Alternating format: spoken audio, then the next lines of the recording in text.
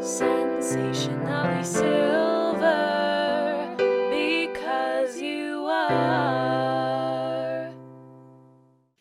Welcome, everyone, to Sensationally Silver, A State of Mind, conversations with extraordinary, ordinary persons of age, people who are going to bring you information, inspiration, and validation.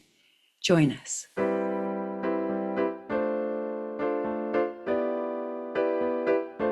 Hello, everyone, and welcome to Sensationally Silver, A State of Mind, conversations with extraordinary, ordinary persons of age.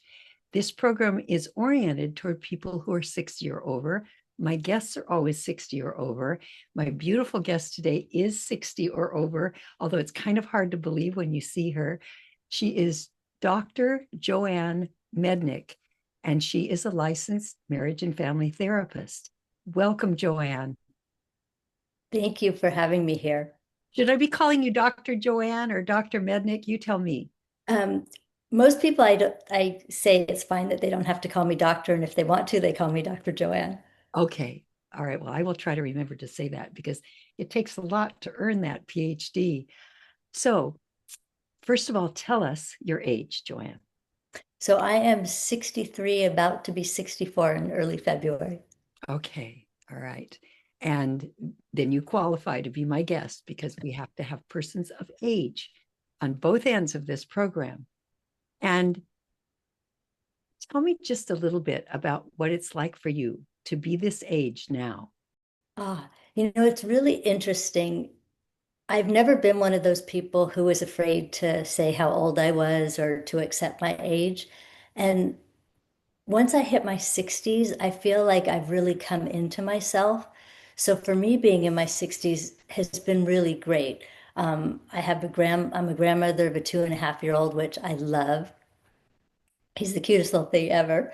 Um, and for me, being this age, it's like I feel like it's a time where I'm really rooted and grounded in my body in a way that I wasn't when I was younger, also because um, I had some trauma in my earlier life, and I've, been able to work through all of that. So I'm very grounded and secure, and I've worked in this field for almost 30 years now. So, working with people, it's my favorite thing to do. It's like, when people say, "Oh, I don't like that I work," and I'm like, "Oh, I think I'm going to work till I'm in my 80s because I really love what I do and enjoy it." And I work with such amazing people. I tend to work with more women than men, but I do have men in my practice. And working with women is just so fulfilling and helping them to get stronger in their lives. I just love being a part of that. So you mentioned trauma in your own history, and I know from my life that we do tend to choose to work in the area where we're interested, where we have experience, where we have questions. It's kind of a quest in a lot of ways. Tell me about that, Joanne. What what brought you into the field? Because I know you work in trauma, treating trauma and helping people come back to themselves. Is that a fair thing to say? Yes, it is. And when I was younger, my father wasn't diagnosed as a borderline, but I believe he was.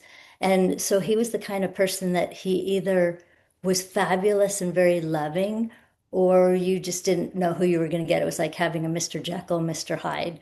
And growing up with someone like that, it's very traumatic because, especially when he would come home and be in a horrible mood, and I was the one that he took it out on, it's really difficult when you're getting yelled and screamed at and you haven't really done anything.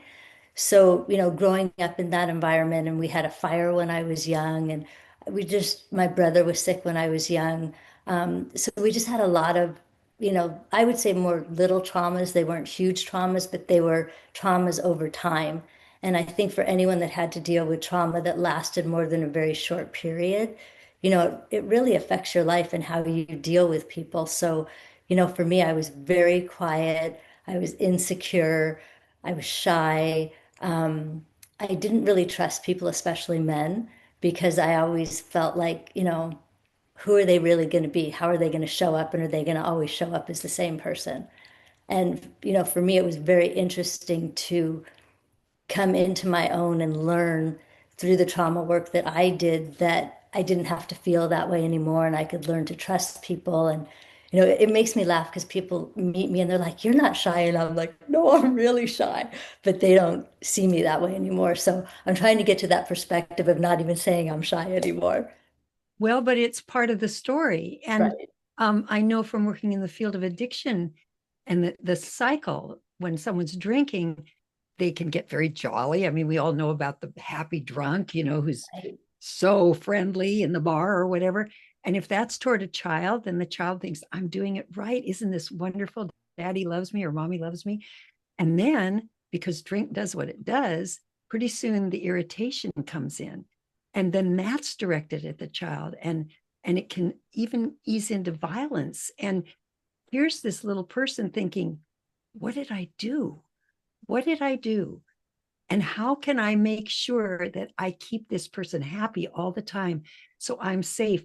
And that sets up a pattern for living. And I think you're talking about this not trusting, not being able to predict, which is similar to with alcoholism, growing Yes. up with alcoholism. That's rough stuff. And those patterns get in there like the bedrock. So it's amazing that you've been able to heal that. So let's hear more about how you did that with you and how you work with people. Yeah, one of the things that was really important was I studied energy medicine. And when I studied energy medicine, I learned that I was dissociated most of my life. And I was not really choosing to, I didn't have a choice, but I was just out of my body and I just wasn't home. And in doing the work over the years, I really learned how to ground myself.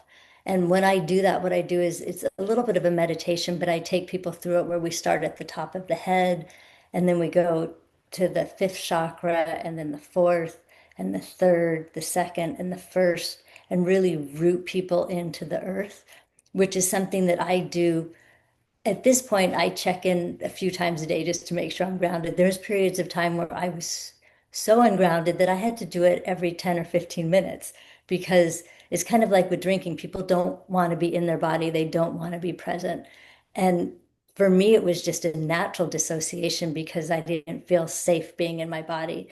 And so a lot of my work really has been working with women and children and some men on how for them to find that they can be in their body and be safe and feel safe. Because a lot of people with the dissociation, when they're kind of out and above their body, there's this feeling of safety. But in a way, I believe it's not true safety because when you're really in your body and you fill your body up energetically, nothing can get inside, nothing can attack you because you're fully present. But if you're not present, you're not always aware of what's going on around you and what's happening in the world. So it's easier for things to happen to you. That again, I always relate everything to what I did as occurring. Right. So I'm thinking about, for instance, alcoholic women who are drunk at a party and nobody's minding the store. Nobody's taking Right. care of this body. And talk about trauma. Horrible things can happen when you're not on top of the situation you're in. So, as sort of pseudo safe as it can feel to be detached from your body, it's actually, as you're saying, not safe at all. Nobody's minding the store. Exactly. And, for me, because we had so many women who were raped or just awful things happened to them because they weren't in their bodies. They had things put in their drink so that then they weren't present and they were even more not aware. And, to me, it was just the fact of teaching them that if you're going to be in bars and if you're going to be at parties, you need to be present, you need to be in your body, and you need to be aware of what's happening around you so that people can't roofie you or, put things in your drink that are going to make you forget about being dissociated, but you're just not present at all. So, do you see women who are older who have maybe been struggling with this for a long time, or men who have been struggling with, I'm not really present. I know I'm not really present. I think it's important that I learn how to do that. Do you see that with older people, or have they kind of found their way back?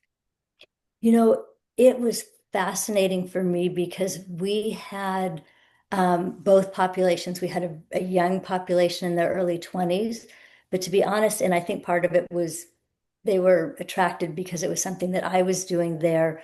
But we had a lot of women 45 and older, all the way up until their 80s, that came to us that had never done the kind of work I did. So they did the mental work and they did the emotional work, but they didn't do the somatic work and they didn't do EMDR or brain spotting, which all helps heal the trauma so you can get back into your body. So tell us more about that because I don't know about what EMDR is. I don't understand that. So EMDR and brain spotting, EMDR came first and then brain spotting was born out of it. But with the EMDR, it's rapid eye movement desensitization. And I don't know if you've ever seen it, but they'll either take a pen or their finger and they take it, from your peripheral on the right side to the peripheral on your left side. I probably just did that backwards. Um, and you just keep doing it and the person keeps watching the pen or they'll have you watch a light while they talk about or think about the traumatic incident. And what it's doing, it's allowing the right and left hemispheres of the brain to work together so that it can actually heal. And then as that heals, it helps bring the person more grounded into their body. And then for me, what I did as well is I combined somatic work with the brain spotting and EMDR, which you have them do pushing and different exercises that allow the trauma that was locked in their body to unleash.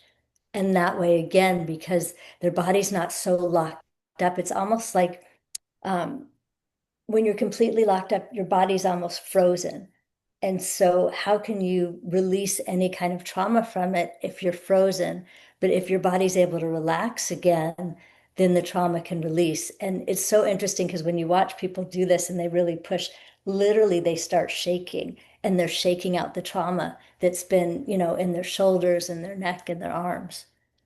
So you're actually using, in a way, that being frozen to bring awareness into the being frozen and Right, which unlocks it. okay, okay. So what do you see as the result of this when people are going through this kind of therapy with you? What changes? What do they report? What do you observe? Well, it's fascinating because we also worked with a lot of female veterans that were older, and they had been holding on to this sexual trauma for years because it happened in their early 20s, and now they were coming in their 50s or 60s. And some of these women for years had not left their house. Some of them hadn't left their bedrooms because they were just locked up in this trauma and they were so afraid of men and going out into the world. And once they did the work, we had vets that literally were able to go back out on the bases and talk about what happened to them and talk about the program and how much better they felt. And they actually were feeling safe in their body and they were so aware of everything that was going on but in a different way. Like they used to be hyper vigilant aware, where now they were just aware because they were present. So they had a safety of, I'm home, I'm here, and I love myself and I trust myself. And they had this inner wisdom that they were okay now. That's a huge shift. And I know my daughter's former husband was the cinematographer on a documentary that was made about rape in the military, that it is so common. We would like to think it's the enemy, but it's almost like an initiation of women who come into the military. It is so common and it's been so covered up.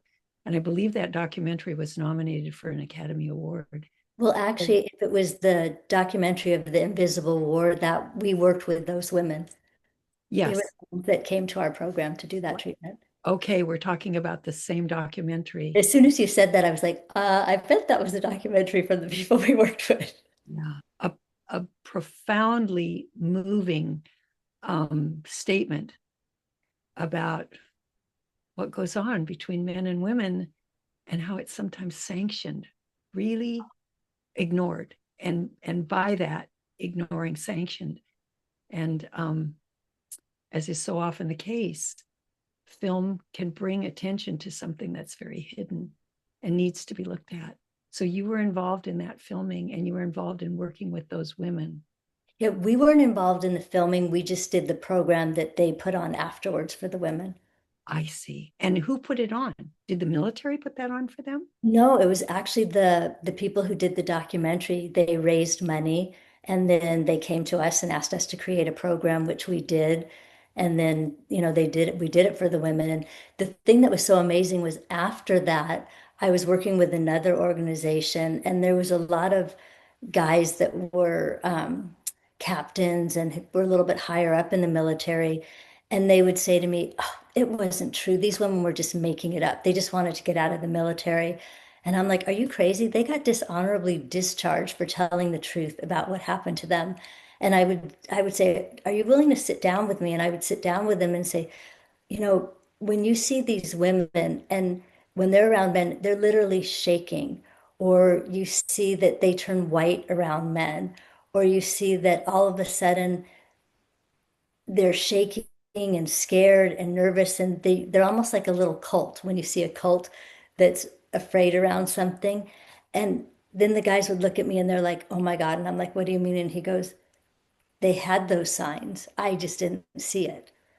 And I said, well, you might want to go back and apologize to some of those women because they were telling you the truth. I remember my daughter saying to me about women who were part of this experience being asked, what do you want? And they said, we want to be believed. Yes. That's really powerful. I mean, that brings tears to my eyes. It's so frightening to have that kind of trauma and not be believed, especially by people who have the power to change things, to be dismissed and denigrated because you're telling the truth, and to have that truth made into supposedly a lie. So we're talking about some heavy, heavy things here. What kinds of changes, besides being able to go out into the world more safely, I'll bet that's just the beginning for people who go through this kind of reintegrating with their whole self, their body, their mind, their emotions, all coming together when they've not been joined, they've not been in union. What kinds of things happen in their lives? You know, it was fantastic because there were some women who wrote books. There was the women that were talking on the military bases. There was women that decided to become counselors. There was one of the women went back and started teaching. She did kind of like an art therapy form of teaching.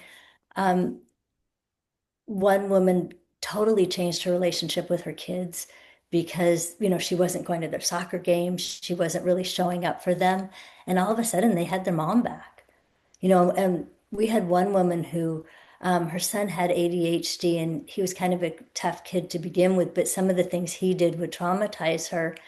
And she got to a place where she was so peaceful that it didn't anymore, and that it completely changed their relationship and helped him to become, the man that eventually, 'cause this was years ago, but it allowed him to become the man that he really wanted to be because he had that backbone of a mom that was there for him for everything. Wow. So lives that are really retrieved, I think there's probably a stronger word than that, rehabilitated, whatever, made whole, made whole. Well, that and the way I look at it is if someone has trauma, the outreaches of that trauma go in so many directions. And the same thing as they heal, as they're healing, then it heals the broadness of their family and the family's family and friends. So the healing, you heal one person and you heal a lot of people.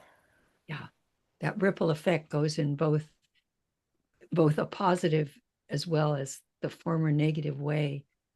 I have this theory that, well, it's a belief, it's not a theory, it's a belief that when we heal in the present, we are actually healing the past. Oh, I believe that. Yeah, because what happened, its meaning changes and it becomes a gift that we can give others, whether it's the mom being there for her son or that same woman being there for other women who have gone through this, or the man who now understands, who didn't understand, who was basically kind of blind in this area and now gets it and maybe can impart that to other men to be more um, able to listen and to accept rather than push away what's not comfortable to look at and not comfortable to believe about your fellows.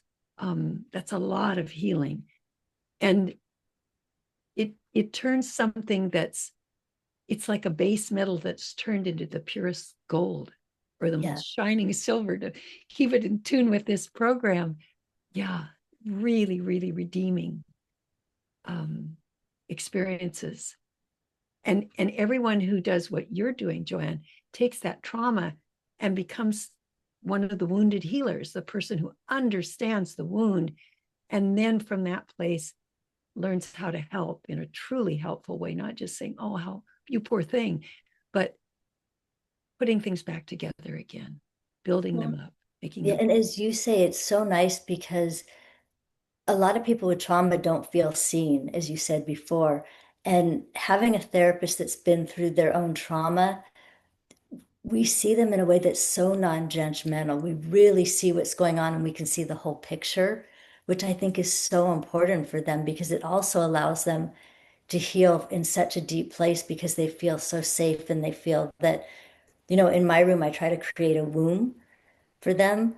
And so it's people will come in and they're like, oh, it feels so safe in here. It feels so warm and cozy. And I'm like, well, that's so important for you to have that space to heal in. Yeah, start with the womb and expand out from there. That makes Right. total sense. Oh, I'm very moved by what I'm hearing. It just seems so incredibly important. So, Joanne, tell me something about, you said all the way up to an 80-year-old woman. Tell me about that person's life changing at that phase of life. Well, it's been fascinating for me because this woman had trauma early on in a marriage. So again, I think it happened around her 30s, and she had been living with this trauma. And because of it, she drank, she did drugs, she had an incredible amount of anxiety. And after doing this work, because she did the EMDR, she did somatic therapy, she did brain spotting, she was just so much calmer. It was so cute to us because she went back to her home in Palm Springs and she's like, oh, all my friends can see how different I am. They say I'm so light and airy now. And they notice I'm not drinking. And, they notice that I'm really present and aware. And because she used to forget a lot. And I think part of it was, it was almost like she had a dissociative fugue where, you know, at times she could be very present, but at other times she would dissociate and could dissociate for 45 minutes to an hour or more. And once she really got present and back in her body and released that trauma, she was back. So, the proof, if you need proof, the proof is in the friends saying, you are different. Yes. You're different to be around because that person is right there, right in that space and that time. How common do you think this problem is? I think it's way more common than people think because the way we looked at it, especially for people who have addiction, we believe that a good 95 to 80% of addiction is because there's trauma underneath it. It's the underlying issue that goes on. And then we find as people get older with menopause and other things that happen, and women get foggy brains. And then when they start to get the foggy brains, for some reason they start to dissociate. We're not exactly sure, like I'd have to go more into the neuroscience of it. But I think as we age, a lot of women have that problem with the fogginess. So what I've worked with women as they're getting older is again being more present in their body, which they find definitely helps them with the fogginess. It's like getting their energy to slow down a little bit more and to really be present. And it's not that we can get rid of all the fogginess. Sometimes they still need their hormone replacements and other help. But they say without doing this, they're much more foggy. Okay. All right. So, not everybody's going to be able to come and sit in that office of yours that feels like a womb. What do people, if someone's listening or watching this and saying, I think I need to know more about this. I need to know what to do because I haven't been home. I haven't been protecting myself. I haven't been present to a lot of my life. What do they do, Joanne? Well, I have to tell you, I mean, if there's not a therapist that they're going to go to, there's little things that you can even do, like even if you do this, and you may remember this from your years, we kind of call it the butterfly effect, and it's something that's very calming and can help people come into their bodies. So for And all of you who are just it's a listening, little tapping. watching, Joanne's got her arms crossed in front of her chest, and she's gently tapping her higher arm, her shoulders, just below her shoulders. And that's the butterfly effect she's talking about, right? Right. And another thing you can do, I don't know, for people who can't see me, you take your hands from your shoulders and then you go to the inside of your arms and to your hands, and then you swap and you do it in the opposite direct. You swap hands and do it the opposite way. And you can do it 5 or 6 times, and you'll also notice that it's something that's very calming and it can help you feel more grounded. And it's a really simple thing to do. And sometimes if I'm really nervous, because I am kind of shy, sometimes like if I'm sitting at a desk, under the desk, I'll just go like this with my hands rubbing it backwards and forwards, just the palms. And again, if you do that 5 to 10 times, the anxiety in your stomach will just go away. And you'll find yourself being, I can feel myself more in my hips. I can feel myself more in the chair, and Okay. knowing that you're more grounded. And another thing I say to people is to really feel yourself deeply in your tailbone and your feet.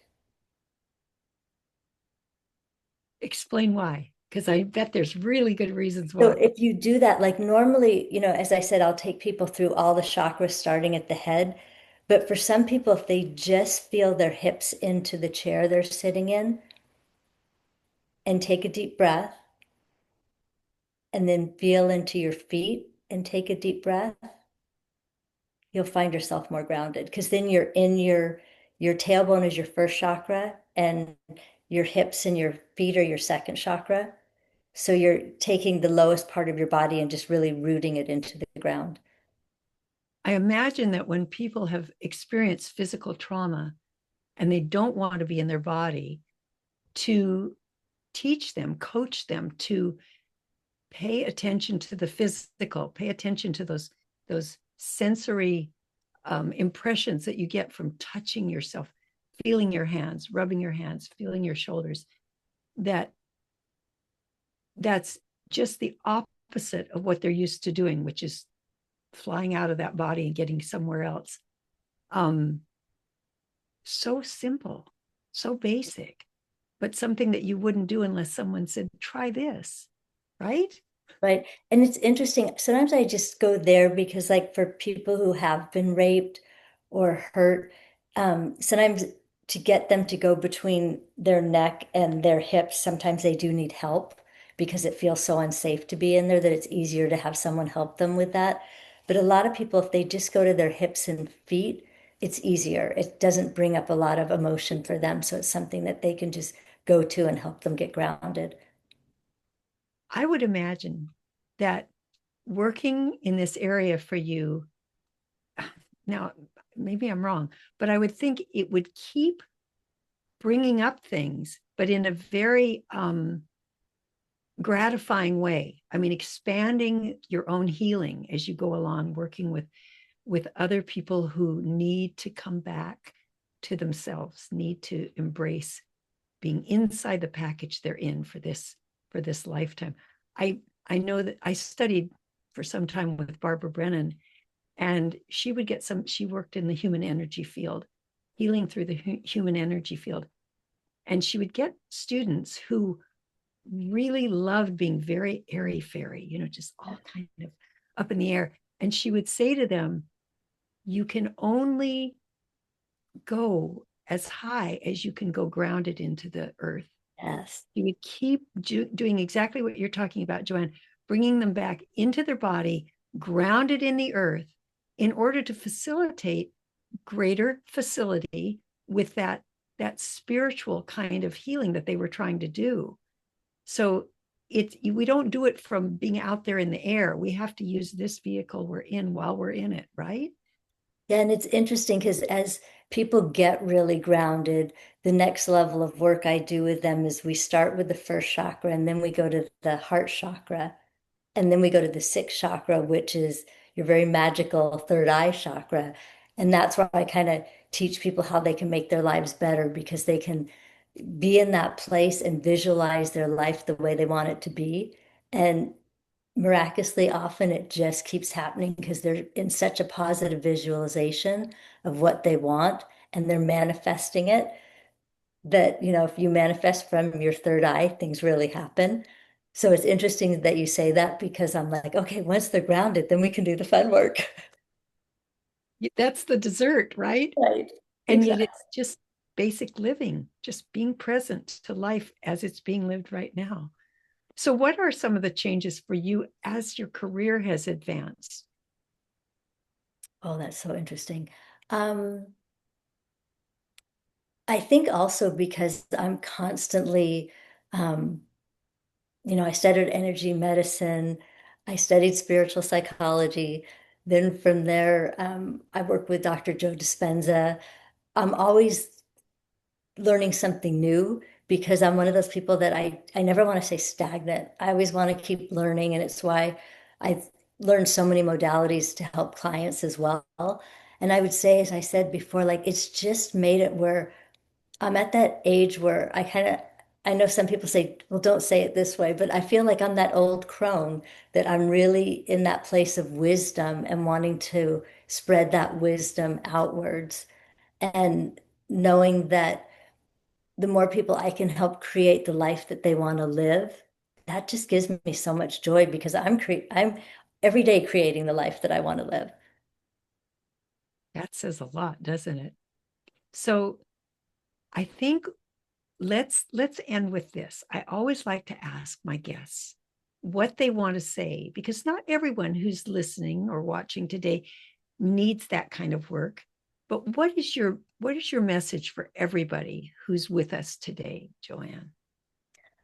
My message is, as women, I think it's important that we're always willing to grow and learn, and that the fact that they listen to your show, I think, is beautiful because there's always something to learn from, and I love that. And to me, that's always my thing. I'm always like, don't be stagnant. It doesn't matter how old we are. There's something that we can learn and make ourselves better. So stay Yeah. open to everything that can be experienced and learned and yeah, there are so many gifts in being older.